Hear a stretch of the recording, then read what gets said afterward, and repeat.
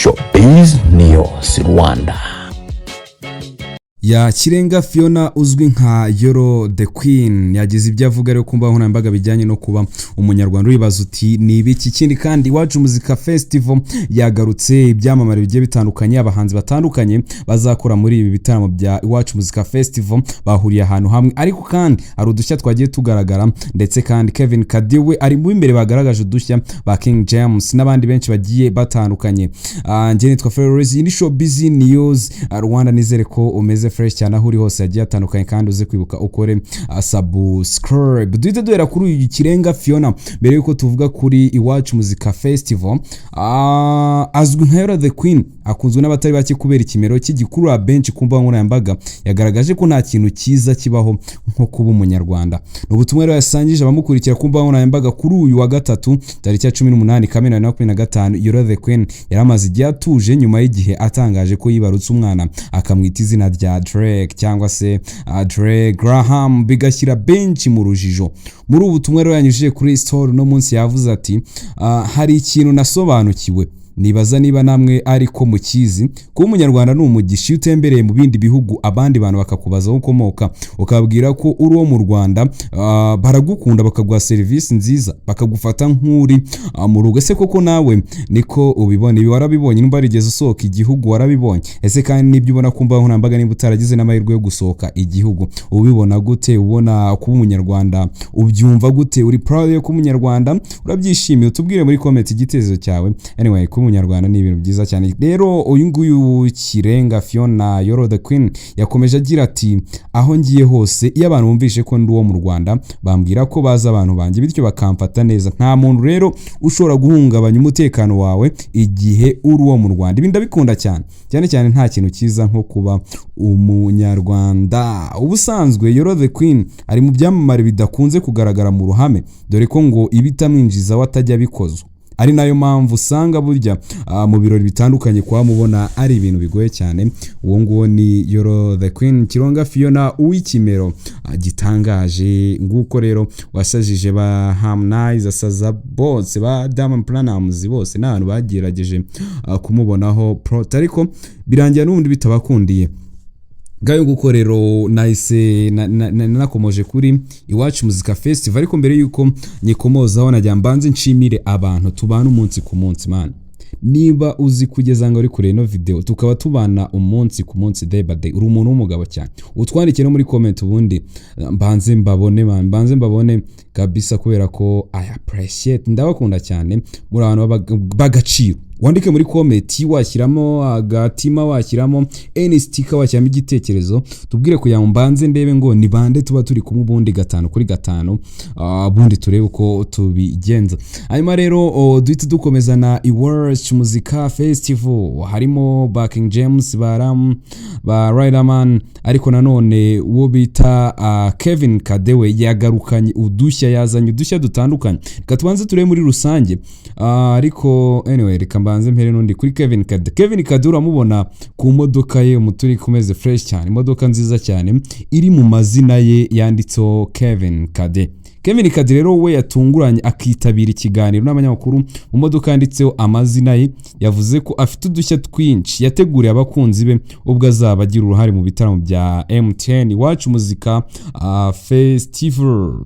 Mu kiganiro cyihariye rero n'abanyamakuru Kevin Kade we yatangiye avuga ati MTN Iwacu Muzika Festival ariko Rose yavuze ko abantu babonye ari kamwe mu dushya ababiki nuvuga ngo ibyo twabonye ewana afite udushya twinshi cyane ibaziro mu bijyanye n'imitaramire. Buriya yatangiye agira ati buriya se hari buriya hari ako nabonye abantu batunguwe n'ibintu bisanzwe nintangira ibitaramo bazabigenza gute? Nje mbijeje kuzabona udushya twinshi muri ibi bitaramo muzankurikirane cyane muzabibone. Kevin Kade ariko n'ubundi ni umuntu ukora stage imeze neza cyane man.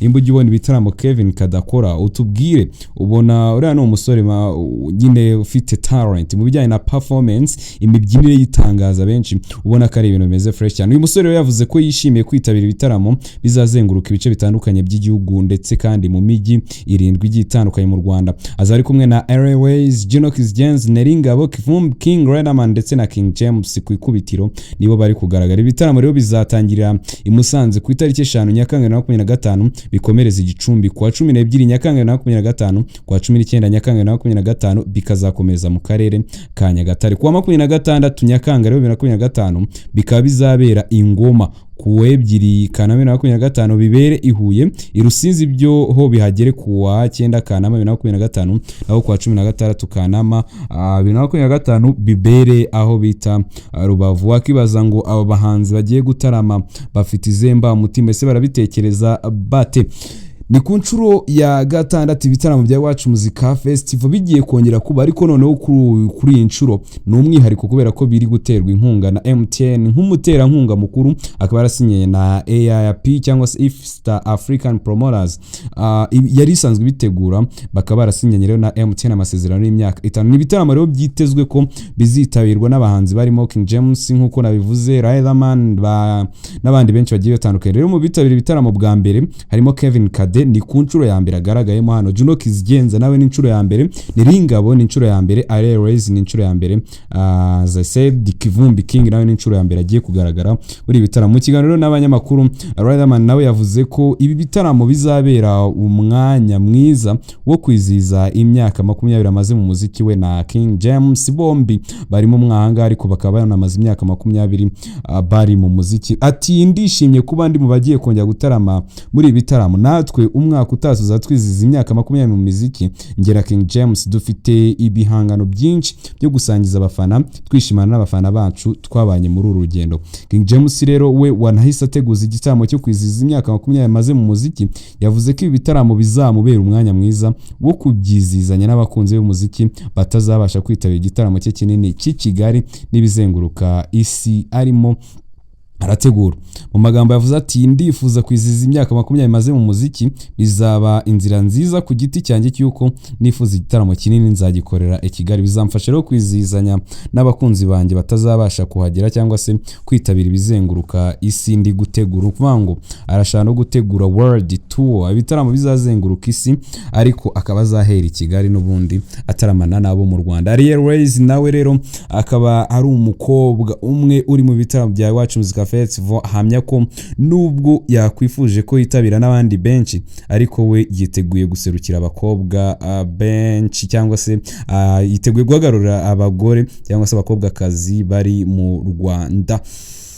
Hari ba Aaron San, hari ba Friends Moon, bari ba Knowless Butera n'abandi bagiye batandukanye rero bakaba bahagariwe na Ariel Wayz. Mu magambo yagize ati ni iby'agaciro kuba ndi hano ndi umukobwa umwe gusa, nubwo umuntu abishima byakabaye byiza tubonye n'abandi ntabari ngiye gusa. Icyakora ku rundi ruhande ibitaramo bizamfasha gukomeza kwamamaza album yanjye. No kuvuga ngo Kivumbi King we bimeze bite? Kivumbi King yahamije ko nubwo kubwe yiteguye ibitaramo kandi afite icyizere cyo kuzitwara neza. Mu magambo yagize ati duhora twiteguye, icyizere cyacu kiri hejuru, abantu batwitegure. Hari na Juno Kizigenza kandi uzaba yiziza nawe imyaka 5 amaze mu muziki, yavuze ko ibitaramo bizamufasha guhura n'abantu be bo mu bice bigiye bitandukanye by'igihugu. Mu magambo yagize ati sinjye uzarota bibaye, hari ahantu henshi tuzataramira nzaba ngeze bwa mbere, bizaba ari ibyishimo gutaramana n'abantu banjye twizizanya imyaka 5. Kevin Kade rero wari wajyanye agashya ko kugenda mu modoka yanditse amazina ye ahabereye ikiganiro n'itangazamakuru, yavuze ko afite ibindi byinshi ateganya kwereka abakunzi be, avuga ati ubushize ibi bitaramo nabyitabiriye muri COVID-19 turi muri guma mu rugo bibera kuri televiziyo y'u Rwanda. Kuri iyi nshuro rero ngiye guhura n'abantu banjye tukaba tuzishimana kimwe n'abandi bitabiriye ibitaramo ku nshuro ya mbere. Neringabo nawe yashimiye abamuhisemo, abizeza kuzatanga ibyishimo ku bakunzi be nawe n'inshuro ya mbere. Ati nge ni iby'agaciro kuba ngiye kuzengurukana n'ibi bitaramo igihugu cyose, mfite indirimbo nyinshi wasangaga ntaramira muri Kigali cyangwa hafi yaho, ariko iyi nshuro ni ukuzenguruka hose sinjye uzarota icyo gihe kigeze. Ese wowe utegereje uti ibitaramo? Ese kuko nawe ubitegeraniza amasiko kureba performance abahanzi bazakora? Ariko nanone muri abahanzi navuze ninde wowe ufana, nuhe wawe? Se kandi unatubwiye igitekerezo cyawe, ninde wari kuba urimo ariko noneho utarimo uri kumva atarimo? Kubera ko navuze ko harimo barimo harimo ba nongeye mbagusubiremo mwumve nyine tubwiye muri comment tubwire ngo uyu nguyu yakagombye kuba yararimo nubwo rwose atarimo nubwo nubundi ari igitekerezo. Harimo rero bitabiriye bwa mbere bazitabirwa King James Riderman basanzwe bamenyerewe n'ubundi, akaba harimo Kevin Kade, Juno Kizigenza Ariel Wayz ndetse na Kivumbi King. Chris Easy nta urimo, Bruce Melody nta urimo, The Ben nta urimo ndetse n'abandi benshi uzi nta barimo, abo mvuze nibo barimo. Ese uri kumva ari nde wakagombye kuba rurimo ariko utaje kuri iyi list? Ibi rero ni ibitaramo bizatangira i Musanze kuwa 5 Nyakanga as I said, bikazakomeza bikazarangirira aho bita Rubavu. Ubwo rero nakubwira ngo ntuzacikwe, don't plan to miss, ni bizaba bimeze cyane neza cyane. Yene twa Florezine Show Business News Rwanda, ukore subscribe kugira ngo utazabicikwa. Shout out Showbiz News Rwanda.